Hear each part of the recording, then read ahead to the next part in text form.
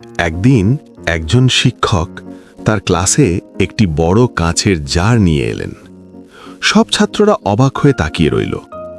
প্রথমে শিক্ষক কিছু বড় বড় পাথর বের করলেন এবং জারের ভিতরে রাখতে শুরু করলেন।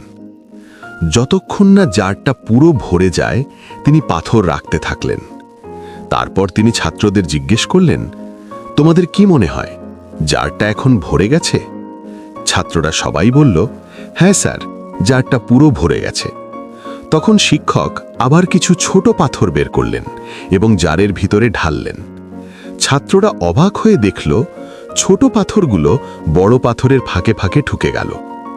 এরপর শিক্ষক আবার জিজ্ঞেস করলেন, এখন কি জারটা ভরে গেছে? ছাত্ররা আবার বলল, হ্যাঁ স্যার। কিন্তু এবার শিক্ষক কিছু বালি নিয়ে জারের ভিতরে ঢাললেন। বালিগুলো বড় আর ছোট পাথরের ফাঁকে ফাঁকে ঢুকে পুরো জারটা পূর্ণ করে দিল। তারপর শিক্ষক শান্তভাবে বললেন, এই জারটা আমাদের জীবনের মতো। বড় পাথরগুলো হলো জীবনের সবচেয়ে গুরুত্বপূর্ণ জিনিস, যেমন তোমার পরিবার, তোমার স্বপ্ন, তোমার লক্ষ্য এবং তোমার স্বাস্থ্য। আর ছোট পাথর আর বালি হলো ছোটখাটো ব্যস্ততা, যেমন অপ্রয়োজনীয় চিন্তা, সময় নষ্ট করা বা ছোটখাটো বিষয়। তারপর শিক্ষক বললেন, যদি তুমি জীবনের জারে আগে বালি ভরে ফেলো তাহলে বড় পাথরের জন্য আর জায়গা থাকবে না।